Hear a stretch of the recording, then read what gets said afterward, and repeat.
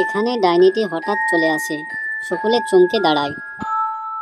Daniel ভাবতে থাকে যে কি করে সম্ভব এটা। ডাইনিটি খাড়া হয়ে দাঁড়িয়ে পড়ে, হাসতে থাকে আর গর্জন দেয়।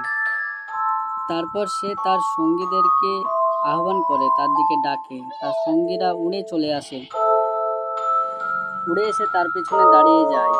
তাদের তাঁবুত খুলে বাইরে বেরিয়ে আসে। ড্যানিয়েল একটু চমকে দাঁড়ায় তাদের ভয়াবহ চেহারা দেখে এবং সে প্রস্তুত হয়।